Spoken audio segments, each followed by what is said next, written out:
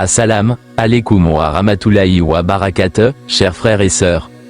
Bienvenue sur cette nouvelle vidéo où nous allons aborder un sujet extrêmement important, qui concerne chacun d'entre nous, sans exception, les causes spirituelles de la pauvreté, et plus précisément, les péchés qui ferment les portes de la subsistance et réduisent les bénédictions dans nos vies. La pauvreté matérielle n'est pas uniquement liée au travail, à l'effort ou à l'intelligence humaine. Dans la vision islamique, la richesse comme la pauvreté proviennent avant tout d'Allah, le détenteur de toute subsistance. C'est lui qui donne, qui élargit, qui restreint et qui distribue selon sa sagesse infinie. Avant de commencer, je vous invite avec bienveillance à soutenir cette vidéo. Un simple « j'aime » l'aidera à être diffusé à plus de personnes. N'hésitez pas à partager pour multiplier la récompense, car chaque musulman qui profitera de ce rappel grâce à vous sera inscrit dans votre balance de bonnes actions, Inès accent circonflexe Allah. Et surtout, laissez en commentaire une salat, Allah en habille une prière sur notre bien-aimé prophète Muhammad afin que nous puissions constater ensemble combien de musulmans participent à la diffusion de la lumière de l'islam dans ce monde. Partie 1. La subsistance en islam, un don d'Allah lié à nos actes. Dans notre société moderne, beaucoup pensent que la richesse provient uniquement de l'effort, du travail acharné ou de l'intelligence dans les affaires. Bien sûr, ces éléments jouent un rôle, mais la vérité ultime est que tout bienfait vient d'Allah. Allah dit dans le Coran, Allah accorde la subsistance à qui il veut parmi ses serviteurs, et il la restreint pour qui il veut. Certes, Allah est omniscient. Ce verset nous rappelle que la source de notre salaire, de notre commerce, de notre nourriture et même du souffle de vie que nous avons, c'est Allah seul. De plus, Allah dit encore dans un autre passage, « Voilà bien là des signes pour les gens qui croient. » Cela signifie que celui qui réfléchit sur les hauts et les bas de sa vie comprendra que rien n'arrive par hasard. Parfois Allah élargit pour tester notre gratitude, parfois il restreint pour éprouver notre patience. Mais il y a une chose très importante à comprendre, nos actes ont un lien direct avec notre subsistance. Autrement dit, certaines bonnes actions attirent la bénédiction, baraka, et ouvrent les portes de la richesse, tandis que certains péchés les ferment et amènent la pauvreté. Partie 2. Les causes d'abondance. Avant de parler des péchés qui provoquent la pauvreté, rappelons d'abord les clés spirituelles qui attirent l'abondance. 1. La taqwa, la piété et la crainte d'Allah. Allah a dit dans le Coran, « Quiconque craint Allah, il lui donnera une issue favorable et lui accordera une subsistance d'où il ne s'y attend pas. » Ce verset est clair, celui qui vit dans l'obéissance, qui évite les interdits et s'efforce de plaire à son Seigneur, verra ses soucis dissipés et sa subsistance arriver d'une manière inattendue. Exemple, une personne pieuse qui perd son emploi peut recevoir une opportunité surprenante qu'elle n'avait jamais imaginée, simplement parce qu'elle ouvre pour elle une porte invisible aux yeux des gens. 2. L'istighfar, la demande de pardon. Beaucoup négligent l'importance de l'istighfar. Pourtant, c'est une arme puissante contre la pauvreté. Allah rapporte dans le Coran les paroles de Nuh, Noé, paix sur lui, à son peuple. Demandez pardon à votre Seigneur, car il est grand pardonneur. Il fera tomber sur vous du ciel des pluies abondantes. Il vous accordera une richesse et des enfants. Ce passage montre que demander pardon attire non seulement la miséricorde d'Allah, mais aussi la prospérité matérielle, la descendance et la tranquillité. 3. Maintenir les liens de parenté, Silat ar-Rahim. Le prophète a dit, « Celui qui désire que sa subsistance s'élargisse et que sa vie s'allonge, qu'il maintienne ses liens de parenté. » Cela signifie que visiter ses proches, prendre soin de ses parents, entretenir de bonnes relations avec sa famille ne sont pas seulement des actes de bonté, mais aussi des causes d'abondance dans la vie. Exemple concret, une personne qui coupe ses liens familiaux peut voir ses affaires stagner, tandis que celui qui entretient sa famille reçoit une bénédiction dans son commerce, dans sa santé et dans ses finances. 4. La générosité et la charité. Allah dit dans le Coran, « Allah anéantit l'usure et fait fructifier les aumônes. » Sourate Al-Baqarah, verset 276. Cela veut dire que celui qui donne sincèrement pour Allah voit son bien multiplié, même si mathématiquement il a donné une partie de son argent. La charité attire la bénédiction, tandis que l'avarice et l'usure détruisent la richesse. Exemple, une personne peut avoir un salaire élevé mais ne jamais ressentir de confort ni de bénédiction, car son argent est dépensé inutilement. En revanche, celui qui donne dans le sentier d'Allah voit son petit revenu suffire largement et être béni. Partie 3. Les péchés qui causent la pauvreté. Maintenant que nous avons vu les clés de l'abondance, passons au cœur du sujet, les péchés qui entraînent la pauvreté. Le prophète a dit, « L'homme peut être privé de subsistance à cause d'un péché qu'il a commis. » Ce hadith est très clair, parfois, Ce n'est pas le manque de travail ni les difficultés du marché qui nous appauvrissent, mais nos propres fautes et désobéissances. Voici donc les 8 péchés majeurs qui bloquent la subsistance. Négliger le rappel d'Allah. Allah dit dans le Coran. Et quiconque se détourne de mon rappel mènera certes une vie pleine de gêne. Sourate Taha, verset 124. Celui qui oublie la prière, qui ne lit pas le Coran, qui ne se souvient pas d'Allah dans sa vie quotidienne verra sa vie devenir étroite. Même s'il a de l'argent, il n'aura pas de paix intérieure ni de bénédiction dans ce qu'il possède. Exemple, une personne riche matériellement mais sans spiritualité peut souffrir d'anxiété, de dettes ou de problèmes familiaux qui annulent tout plaisir de sa richesse. Négliger l'istighfar, la demande de pardon. Nous avons vu que l'istighfar attire la richesse. Son absence fait l'inverse, elle ferme les portes de la subsistance. Le fait de vivre sans chercher le pardon d'Allah équivaut à accumuler des péchés sans chercher à les effacer. C'est comme si l'on mettait des obstacles devant la bénédiction.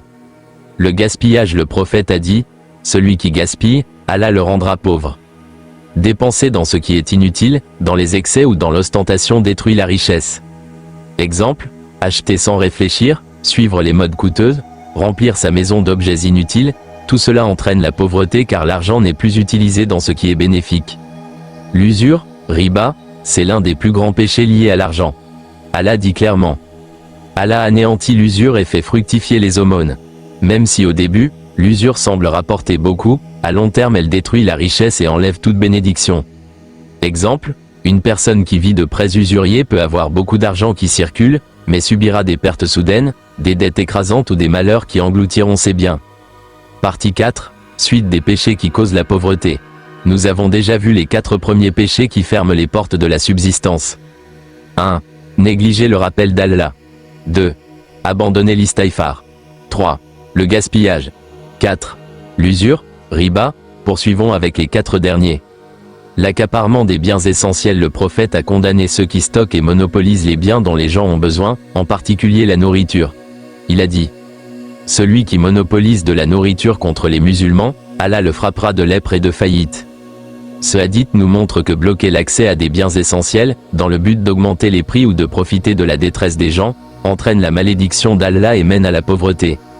Exemple, imaginez une personne qui achète de grandes quantités de denrées alimentaires pour les cacher, afin de les revendre plus cher.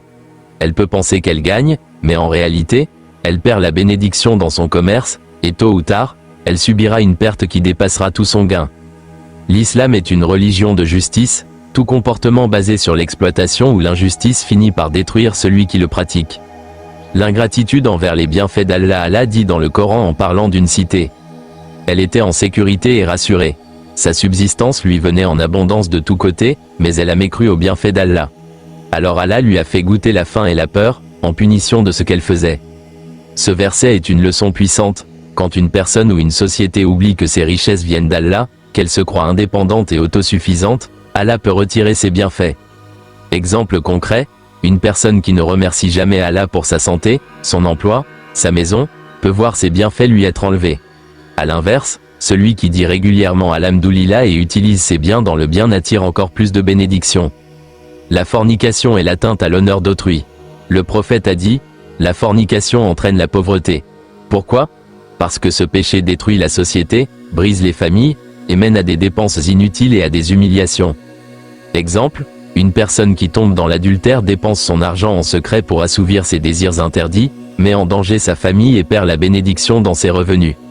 Même si extérieurement elle possède, intérieurement elle vit dans la pauvreté et la honte. L'islam protège l'honneur et la dignité de l'homme et de la femme. Toute violation de cette protection entraîne des conséquences graves, parmi lesquelles la pauvreté. Le manque de constance dans l'istighfar. Nous avons déjà parlé de l'importance du pardon. Mais ici, le prophète et les savants attirent notre attention sur la régularité. Demander pardon une fois n'est pas suffisant, c'est une habitude quotidienne, un état de cœur constant. Allah dit, demandez pardon à votre Seigneur, car il est en vérité grand pardonneur. Celui qui néglige cette habitude ferme les portes de la subsistance, car l'istighfar est un aimant de bénédiction. Exemple, certains demandent pardon seulement en cas de problème. Mais le croyant doit pratiquer l'istighfar en tout temps, dans la facilité comme dans l'épreuve. C'est cette régularité qui ouvre les portes de la prospérité. Partie 5, récapitulatif des 8 péchés. Récapitulons ensemble les 8 péchés qui causent la pauvreté. 1. Négliger le rappel d'Allah. 2. Abandonner la demande de pardon, istighfar. 3. Le gaspillage. 4. L'usure, riba. 5. L'accaparement des biens. 6. L'ingratitude envers les bienfaits. 7. La fornication et l'atteinte à l'honneur. 8. Le manque de constance dans l'istighfar. Ces 8 péchés sont comme des barrières spirituelles qui empêchent la richesse et la bénédiction de couler dans nos vies. Même si l'on possède beaucoup, on ne goûtera ni au confort ni à la sérénité tant que ces obstacles ne sont pas levés. Partie 6. Conseils pratiques pour attirer la bénédiction. Chers frères et sœurs, il ne suffit pas de connaître les causes de la pauvreté. Il faut aussi agir pour attirer l'abondance bénie par Allah. Voici quelques conseils pratiques. 1. Maintenir les prières obligatoires à leur flèche vers la droite. La prière est la clé de toute baraka. 2. Lire et méditer le Coran quotidiennement. Flèche vers la droite, c'est une lumière qui éclaire notre vie. 3. Multipliez l'istighfar. Flèche vers la droite. Fixez-vous un minimum de 100 istighfar par jour, comme le faisait le prophète. 4. Être reconnaissant. Flèche vers la droite. Dites souvent Alhamdoulilah et remerciez Allah pour chaque petit bienfait. 5. Donner une partie de ses biens en charité. Flèche vers la droite. Même une petite somme donnée régulièrement attire d'immenses bénédictions. 6. Éviter l'injustice et les transactions illicites. Flèche vers la droite. Même si elles paraissent profitables, elles détruisent à long terme. 7. Protéger sa chasteté et son honneur. Flèche vers la droite, car la pureté attire la lumière et la subsistance.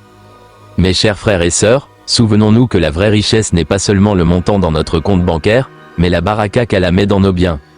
Un petit revenu béni peut suffire largement, tandis qu'un gros salaire sans bénédiction peut disparaître en un instant. Éloignons-nous donc des péchés qui ferment les portes de la subsistance, et multiplions les bonnes actions qui les ouvrent. Qu'Allah nous accorde une subsistance pure, abondante et bénie. Qu'il nous protège de la pauvreté humiliante et des péchés qui l'attirent. Et qu'il fasse de nous des croyants reconnaissants, généreux et constants dans l'istighfar. Si vous avez aimé cette vidéo, n'oubliez pas de cliquer sur « J'aime », de vous abonner à la chaîne et d'activer la cloche pour recevoir nos prochains rappels. Et surtout, partagez cette vidéo avec vos proches, car le prophète a dit « Transmettez de moi, ne serait-ce qu'un seul verset. » Barakallahu fikum, wa es salam, alaikum wa rahmatullahi wa barakatuh.